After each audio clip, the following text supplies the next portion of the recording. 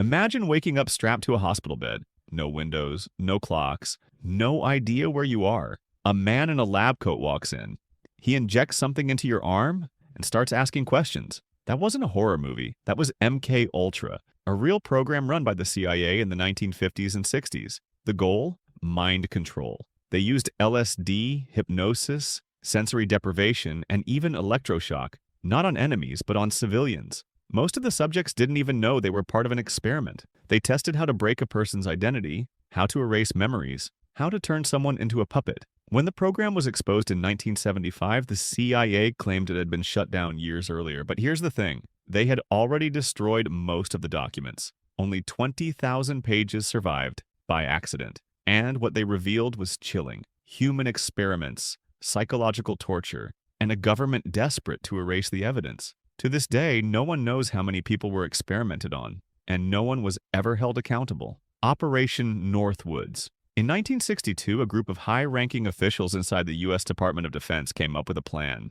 It was bold, it was secret, and it was terrifying. They called it Operation Northwoods. The idea? Stage fake terrorist attacks on American soil, and then blame Cuba. The plan included hijacking planes, bombing U.S. cities, and even sinking a boat filled with Cuban refugees, all staged by the U.S. military. Why? To justify an invasion of Cuba and remove Fidel Castro from power. Let that sink in. They were willing to kill innocent Americans just to start a war. The documents detailing the operation were classified for decades, until they were declassified in the early 2000s. The only reason this plan never happened? President John F. Kennedy said no. He rejected the proposal, and months later he was assassinated. No direct connection was ever proven. But the fact that the U.S. government seriously considered attacking its own people shows just how far some were willing to go in the name of strategy. COINTELPRO. From the 1950s through the 1970s, the FBI ran a secret program called COINTELPRO. Its mission wasn't to stop foreign enemies.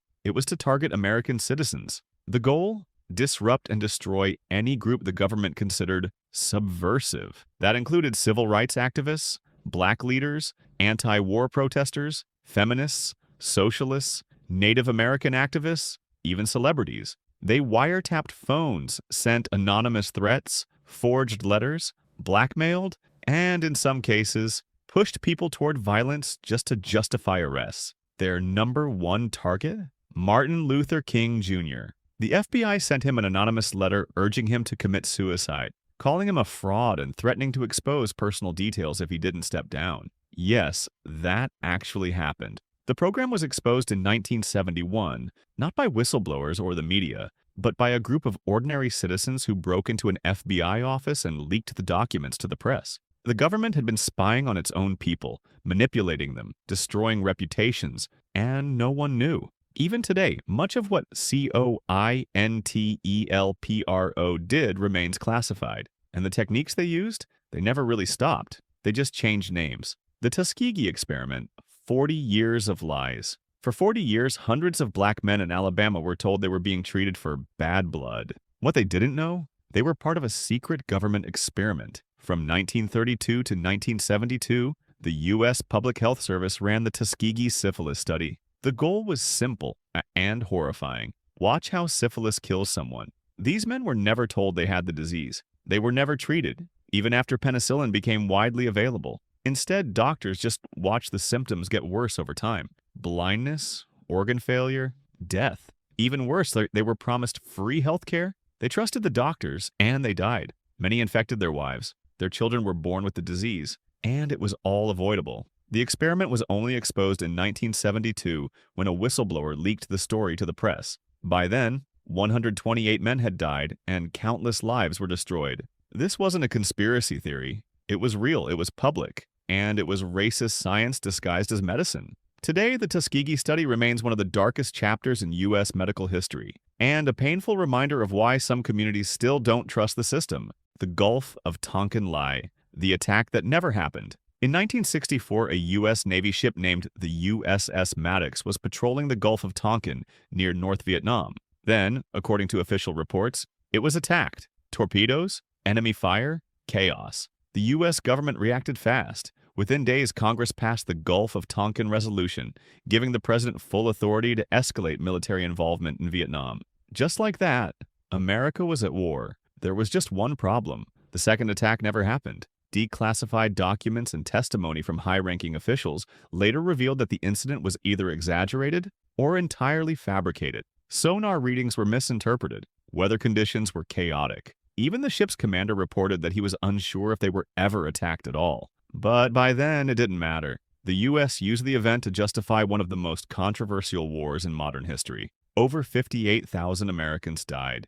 Millions of Vietnamese civilians lost their lives. And it all started with a lie. The sugar cover-up. How the food industry bought science for decades. Fat was the enemy. Butter, bacon, eggs, blamed for heart disease, strokes, and early death. But what if the real culprit wasn't fat? It was sugar. In the 1960s, the Sugar Research Foundation, now known as the Sugar Association, paid scientists at Harvard University to downplay the dangers of sugar and blame fat instead. These weren't fringe researchers. They were top-tier academics, and their studies shaped U.S. dietary guidelines for generations. The result? A nationwide fear of fat and a silent flood of sugar into everyday products. Breakfast cereals, yogurts, salad dressings, even healthy snacks became sugar bombs disguised as diet food. It wasn't until 2016 that internal documents were exposed in a paper published in JAMA, a top medical journal. They revealed how sugar industry executives not only funded the research,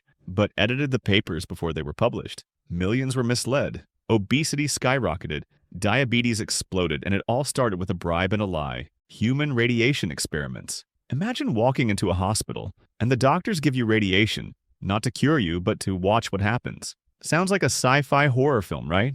Except it actually happened. In America, for decades. From the 1940s to the 1970s, the U.S. government and military secretly exposed thousands of unsuspecting citizens to radiation, including pregnant women, cancer patients, soldiers, prisoners, and even children. No consent, no full disclosure, no mercy. They injected people with plutonium, fed radioactive oatmeal to kids in institutions, exposed hospital patients to massive radiation doses just to see the effects, all under the guise of science and national security. Some victims suffered for life. Others never even knew they were part of an experiment. Their lives were used as disposable data points in a grotesque real-world lab. And for decades it was hidden, until investigative journalists, whistleblowers, and finally, President Clinton's 1995 Advisory Committee exposed the truth. But here's the chilling part. Many of those responsible, never punished, and many of the victims never got justice. This wasn't a conspiracy theory. It was documented government policy. And it's a terrifying reminder of what happens when power goes unchecked, and lives are reduced to numbers in a report. Watergate? In 1972, 5 men were caught breaking into the Democratic National Committee headquarters. It seemed like a simple burglary, until investigators found out they were connected to President Richard Nixon. What followed was the most famous political scandal in American history, Watergate. Turns out the men were trying to wiretap phones and steal documents. Their mission? Sabotage Nixon's political opponents. Nixon's team lied, they paid hush money, and when the FBI got too close, Nixon tried to shut down the investigation using the CIA, but the wall started closing in. Whistleblowers, secret tapes. The media smelled blood, and then came the tapes, audio recordings Nixon had made in the White House. Of himself. They proved Nixon knew everything. He covered it up. He obstructed justice. He abused his power. Faced with impeachment, Nixon resigned in 1974 and the first and only U.S. president to do so. Watergate didn't just take down a president. It shattered America's trust in its leaders, maybe forever. If you've made it this far, you've seen it with your own eyes. Real conspiracies, real lies, real people hurt, or worse, by the very institutions meant to protect them. We're not talking about rumors. We're talking about documents, confessions, and courtroom evidence. From illegal experiments to full-blown presidential cover-ups, the truth has always been stranger and scarier than fiction. But here's the twist. These stories aren't just part of history, they're warnings. Because if we don't remember them, if we don't question power, then we're just waiting for the next lie to be written. So if you found this eye-opening, if it made you angry, curious, or even just a little more aware, subscribe to the channel, because this is just the beginning. We're digging deeper, uncovering more, and shining a light on the stories they hoped you'd forget. Stay curious, stay skeptical, and whatever you do, never stop asking questions.